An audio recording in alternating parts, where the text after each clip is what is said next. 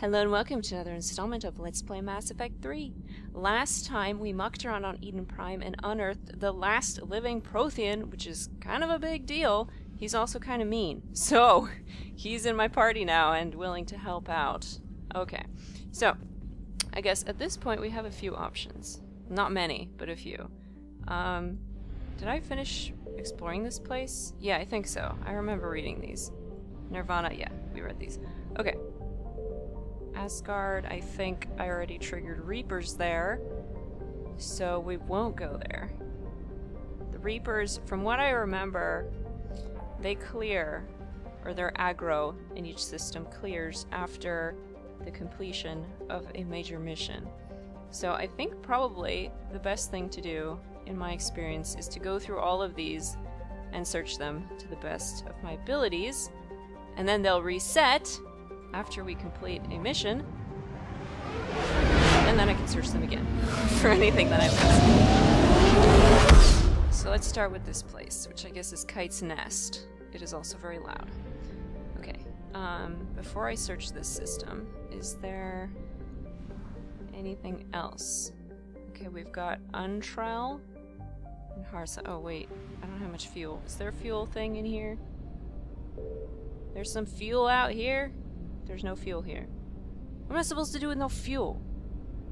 Why is there no gas station in the middle of the galaxy? This is wrong.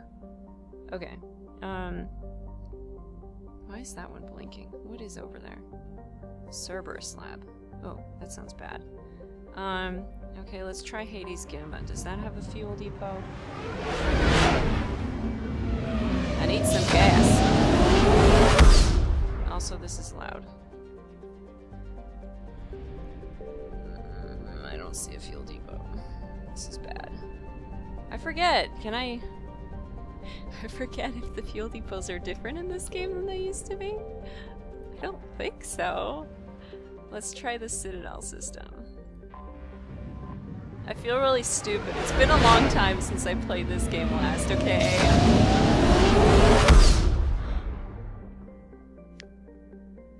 Where is the fuel? I swear. I don't really have that much. Oh, whatever. Let's go here and see. Did I search this one yet? I guess we'll find out.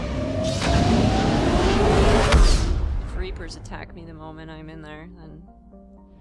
Okay, apparently not.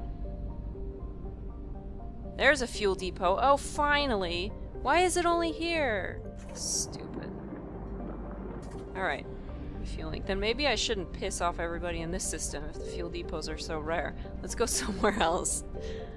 We'll make the Reapers mad in this system later. Actually, they might not even attack. It looks like their presence isn't noted there, but that's okay. We'll worry about that later. Okay, Exodus Cluster.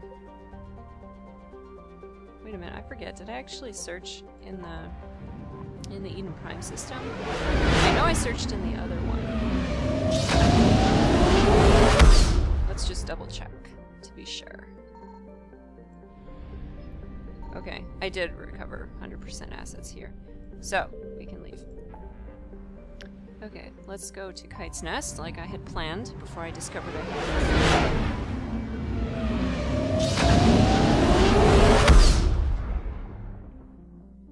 it. Okay, we'll go to the other system first. Untrell, here we go. Which also means that I'm gonna be reading a lot of planets right now. It'll be super exciting, right? Adek. Ooh, this one's actually kind of long. Adek is a brutally hot and wet garden world covered with molds and lichen analogues. It has many viruses and bacteria lethal to Batarian physiology. The hegemony colonized Adek early in its expansion, but few of the colonists wanted to stay. I can't imagine why. The result was domination by a class of landed slave owners. That sounds bad. A small cadre of well-paid engineers and skilled laborers kept the planet's mechs and infrastructure functioning. Alliance estimates put the planet's Batarian population at just over 6 million, but that number has likely fallen since the Reapers invaded. Orbital distance 4.5 AU, orbital period 7.3 Earth years, radius 5,075 kilometers. Day length 58 Earth hours, atmospheric pressure 68.45 Earth atmosphere, surface temperature 60 Celsius, and surface gravity 0.78 G. Okay, let's try another one. Let's try this one. What's this guy? Kloss. Kloss is a rock planet with almost no atmosphere to speak of. Consequently, the planet retains fairly little heat considering how close its orbit... Oh, it orbits, okay. That's a little better. To an energetic star. Very energetic stars just bouncing off the walls. The relatively mild temperature made Kloss attractive for robo-mining, with an emphasis on platinum. The planet also has an abundance of sodium oxide, used in the manufacture of lye, but profit margins on that compound are thin by comparison. Reapers have destroyed the orbital stations surrounding Kloss, and cut the strands of the space elevators that earlier generations of Batarians used to transport goods to orbit. Well, that was mean of them. Orbital distance, 2.3 AU, orbital period, 2.7 Earth years, radius, 10,116 kilometers, day length, 64.3 Earth hours, atmospheric pressure trace, surface temperature, 88 Celsius, and surface gravity, 1.26 G. Okay, next one is this guy, Ezka. These all have really short names. According to Batarian propaganda, the Batarian population exceeds the Council races. The Batarian military is the most powerful, and the Batarians' unlivable hothouse planets are the hottest and most unlivable. Well, maybe they should take that up with the Krogan. Their best proof of this last point is Ezka, which closely orbits the scorching yellow-white star Untrell. Ezka's nitrogen-heavy atmosphere might once have held oxygen, but if so, it burned off long ago. Even robo-miners don't care for Ezka. Although some modern mining equipment can withstand the heat, the machinery still gets stuck in the soup of molten light metals on the planet's surface. That does sound like a problem. Reaper presence near Ezka seems slight. Scans reveal wreckage orbiting the planet, likely destroyed hegemony surveillance drones. Orbital distance 1.2 AU, orbital period 1.0 Earth years, radius 6,372 kilometers, day length 30 Earth hours, atmospheric pressure 78.43 Earth atmospheres, that is a lot, and surface temperature, 1,144 Celsius, surface gravity 1.33 G. That is a crazy planet. I do not want to go there. Alright, let's try this one. Uza. Uza is a methane-rich gas giant. The wreckage around the helium-3 infrastructure is unusual. It looks as if fleeing Batarians tried to sever the collection equipment to take it with them when they were attacked. No Reaper ships, functional or otherwise, are immediately detectable, suggesting that the Batarians may have actually turned on each other. That's not surprising. Orbital distance, 18 AU, orbital period of 58.7 Earth years, radius, 37,445 kilometers, day length, 14 Earth hours. Okay, now we get to do some scanning. So let's just zip around and set up beacons. And eventually I found something. Okay, you found something there, found something there. Alright, looks like that's everything. So Reapers eluded. I hope so. We will go back and grab those once the Reapers have calmed down. Alrighty, let's see. Let's check out these planets. Speculos. Speculos is a relatively large rock and ice planet known for its deposits of magnetically active periclase, which interferes with some starship scans. Conspiracy theories and pulp adventure claim that secret fortresses are concealed under the ice. The Reaper invasion force appears to have passed the planet by, which is likely the only insight that organics will ever have into the Reaper's literary taste. What? Why? Literary? Okay. Alright, whatever.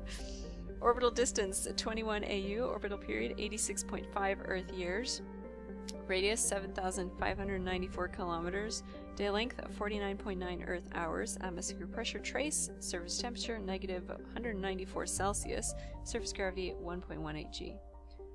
Alright. Reapers don't like secret fortresses, or they don't care, or they don't read. Varish. Varish is a hydrogen-helium gas giant named for an ancient Batarian monarch whose empire spanned continents. He had such a penchant for mating, that 0.6% of modern Batarians claim to trace their lineage to him. That's actually quite a lot. The planet's moons are named after his many recognized wives. The largest, Bira, oh, that's mean, don't call a lady large, concealed Prothean ruins that helped the Batarians develop FTL travel. It is a Batarian point of pride that, since the ruins were damaged by earthquakes, they had less information to go on than other spacefaring species. The Reapers have destroyed all obvious military outposts in Varish's orbit. The Batarians' notorious secrecy, however, may have allowed concealed subterranean facilities on Varish's moons to survive. Oh yeah, you go Batarians! You keep it secret from those Reapers. Way to go. Orbital distance, 5.4 AU, orbital period, 12.6 Earth years, radius, 53,150 kilometers, and day length, 11.4 Earth hours. 1.4 would be extremely short. Okay, let's see. There's a little one over here. So, Ilem. Grab that one.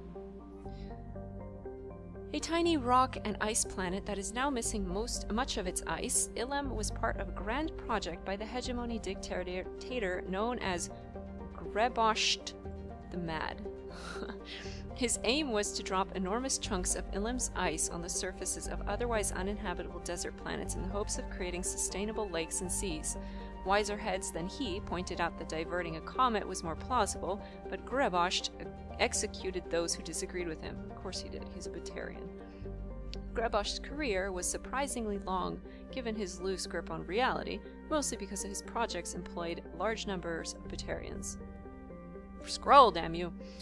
Today, Ilem lies abandoned. Hegemony spy drones still orbit the planet, but it is doubtful anyone on Karshan is paying attention to what data they send back. Well, not now. Orbital period 11.3 AU. Orbital period twice. Okay, it has 2 orbital periods, except one is the wrong unit. Orbital distance and orbital period. Okay, got it. I thought I read it wrong for a second. I was like, wow, I'm stupid. No, it's not me. Okay, 38.1 Earth years, radius 2,179 kilometers, day length 42.9 Earth hours, atmosphere pressure trace, surface temperature negative 176 Celsius, and surface gravity 0.06 G. Okay, 2 more, and then we scan. Karshan. Karshan, the Batarian homeworld, is wrapped less in mystery than in outright lies. Batarian propaganda claims the world has 15 billion inhabitants and an economy that rivals the Asari. Although the legal slave trade does boost the Batarians' profits somewhat, Citadel sanctions have left a paper tiger of an empire. One that fights rivals through deniable terrorist actions rather than the wars of its heyday centuries ago. The Reapers will likely be the death blow to that empire. Although almost no information has escaped Karshan since the Reapers destroyed the Combuis, but Batarian refugees say that resistance has created a bond among the commoners. If a new government can rise from the ashes, that bond may sustain a new Batarian society. Oh, that's cool. Orbital distance 1.45 AU, orbital period 1.7 Earth years, radius 5,222 kilometers, day length 18.5 Earth hours, atmosphere pressure 0.62 Earth atmospheres, surface temperature 33 Celsius, and surface gravity 0.96 G. Alrighty, one more. This little guy right here. Desda. Batarians sure like their Z's. A dwarf planet, Desda was explored in the beginnings of the Batarian space age and mined for its unusual occurrences of uranium, which was rare on Karshan. Whether the planet has been completely mined out is unclear. Accurate data on the planet was lost after a power struggle within the Batarian government. The Reaper attack has further worsened the information flow. Orbital distance 0.8 AU, orbital period 0.7 Earth years, radius 1,528 kilometers, day length 68.6 Earth hours, atmosphere pressure 16.28 Earth atmospheres, surface temperature 322 Celsius, and surface gravity 0.28 G. Alright, let's do some scanning. We're gonna start like Signal here. confirmed. Ooh, there's actually stuffs. Let's investigate stuffs before we piss the Reapers off completely. Okay. We got some fuel. Nice. Ah, this is wreckage. The wreckage of a fuel depot destroyed by enemy forces. Fuel can be salvaged from the debris. Recover 300 units of fuel. Okay, and let's try the planet.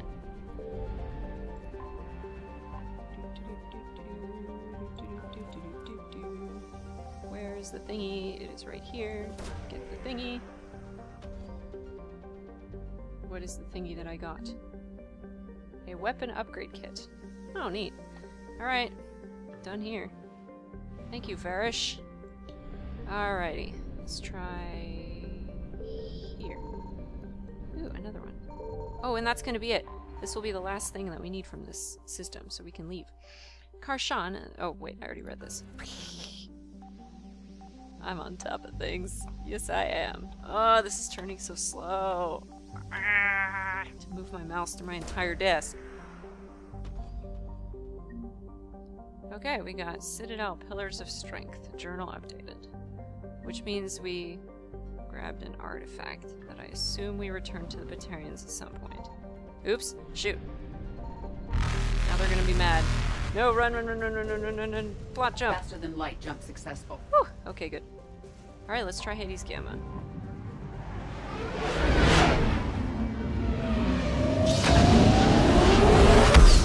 Thankfully, there aren't very many systems available just yet, so this might not take super long. Okay, there's a lot of systems in this system, though. Okay. This is gonna take a while. Let's go to Kakas first. Enter system. Okay, what we got? What have we got? Let's try this little guy. Zayartar. Ooh, it's purple.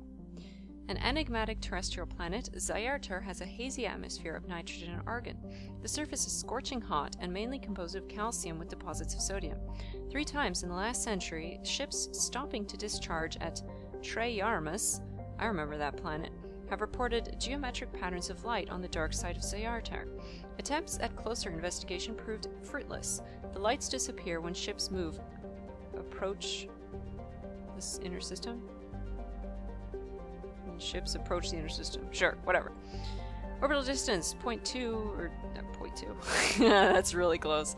2 AU. Orbital period at 2.1 Earth years. Radius, 5,535 kilometers. Day length, 53.8 Earth hours. Atmosphere pressure, 0.5 Earth atmospheres. Surface temperature, 166 Celsius. And surface gravity, 0.7 G. Alrighty, next one. Ooh, I found something. Damn it. Alright, Chohi has a thing. So let's find the thing first, and then we will read about Chohi. Oh, stop turning so slow. There we go. What did I get? Credits. Excellent. Okay, let's read about Chohi. Chohi is a terrestrial planet whose surface is mainly composed of aluminum with numerous deposits of calcium. Though it has enough mass to retain a dense atmosphere, Chohi is nearly a vacuum. This lack of atmosphere allows a moderate average temperature, but the differences between day and night are extreme. The surface of Chohi's sunward-facing side is usually covered by a haze of volatiles, mainly water vapor and carbon dioxide, which return to the ground as frost over the course of the long, cold night.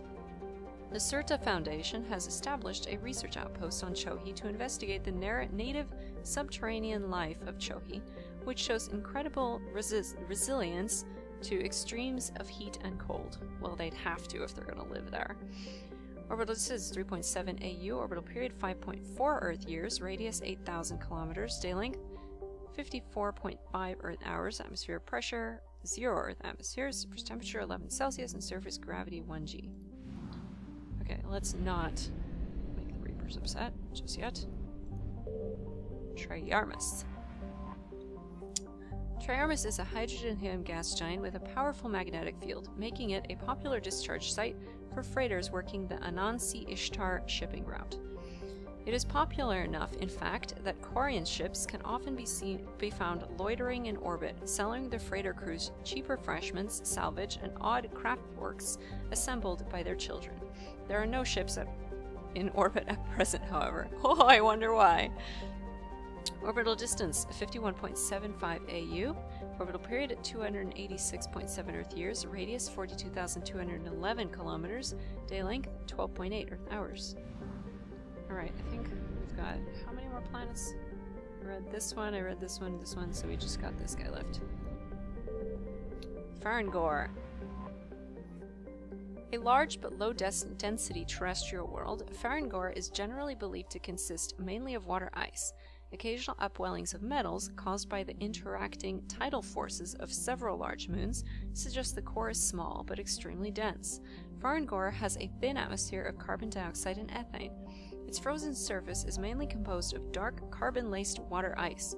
13 years ago, Ferrand Gore's grim surface color and dim illumination drew the cinematographer Risa Uvarsen to film the exterior scenes of Starless on location. Acknowledged as a masterpiece of Gothic horror, the sets, well preserved by the vacuum, draw hundreds of tourists to the backwater system every year. Except now. Orbital distance, 20.2 AU. Orbital period, 69.8 Earth years. Radius, 11,129 kilometers. Day length, 69.6 Earth hours. Atmospheric pressure, 0 Earth atmosphere. Surface temperature, -104 Celsius. Alright.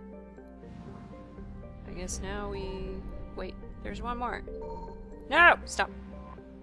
Sumari.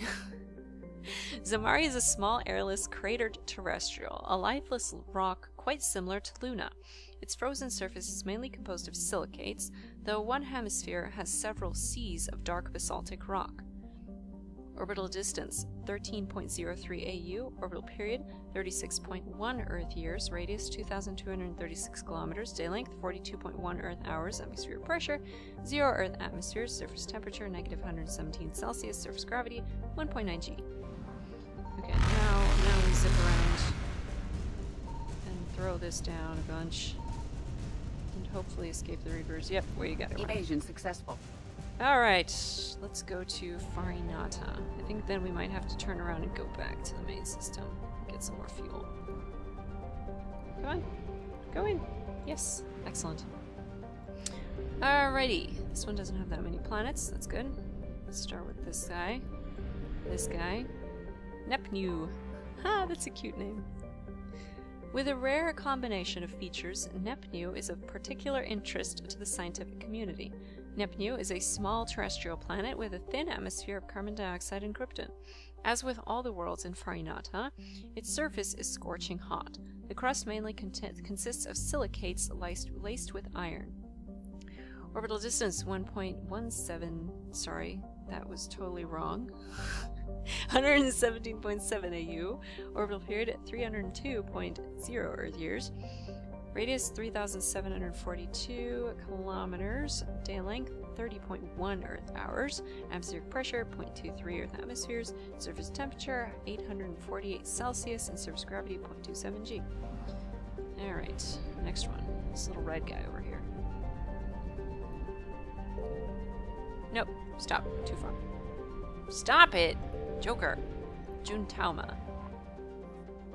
Gintama is a small, broiling terrestrial world. Its thin atmosphere of carbon dioxide and ethane is being steadily blown off by the powerful solar wind from the star Farinata. The surface is scorching hot and mainly composed of sulfur with deposits of copper. Its density is low enough to leave the world tidally locked to Farinata. The Alliance... Cat, you need to not walk in front of the screen. I can't see a thing. Thank you. The Alliance Defense Data Network notes that several ships have been spotted cruising near Gintama with transponders turned off. While an Alliance patrol attempted pursuit of one, the unidentified vessel rabbited to FTL. Its trail was lost when it obscured its light traces in the confusion of signals along the Anansi-Ishtar shipping lane. Huh, that's weird. Okay. Orbital distance 57.05 AU. Orbital period 102 Earth years. Radius 4,227 kilometers. Day length 102 Earth years. Atmospheric pressure 0.36 Earth atmospheres. Surface temperature 1,176 Celsius and surface gravity 0.38 G. Alrighty. Last one. Tunshagon. Tunshagon is a hydrogen and helium gas giant with traces of chlorine and nitrogen in its atmosphere. It has an unusually small number of moons for a gas giant, a mere 7. This is likely due to the star Farinata capturing the majority of the mass during the nebular collapse that created the system. Orbital distance 5.65 AU. Orbital period 3.2 Earth years. Radius 42,418 kilometers. Day length 9.1 Earth hours. Alright, now we make Reapers mad. Yay! Reapers get mad at me! All the Reapers get mad. Right. Signal confirmed. Okay, we got 2 things there. Let's see if I can sneak over here. Nope. Reapers Alright. eluded. Okay, oh shoot. I don't think we're gonna have enough gas to get everywhere. So let's go back to Untitled. Alright. Now we need to go find guests. And the cat wants to be let out. Banging down the door is not going to make you get out any faster. I have to open it for you. Okay. There we go. Problem dealt with. Is there really not a fuel depot in this system? Can I have a fuel depot? Fine. We'll go back to the other one. What was it? This one? The Anospacein?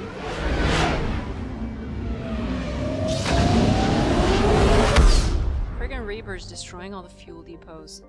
What a pain in the neck. Alright, fuel. Refuel me, please. Bad fuel. Okay, great. Let's go. We have more planets to investigate. Okay, Hades Gamma.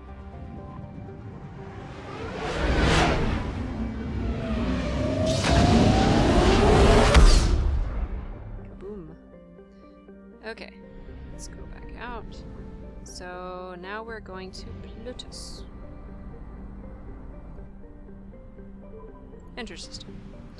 Alrighty, what do we got here? Ooh, goodness, there's a lot of planets here. Okay, let's start with the furthest ring. This guy. Vayaria. Vayaria is a huge hydrogen-helium gas giant with traces of methane in its atmosphere. Hooray! Yay, Vayaria, you're so interesting. Orbital distance 56.05 AU, orbital period 239.2 Earth years, radius 78,204 kilometers, day length 10 Earth hours. Well, at least the thing didn't comment on how it was boring. Not like it did for Sil Salto. I still haven't forgotten that one.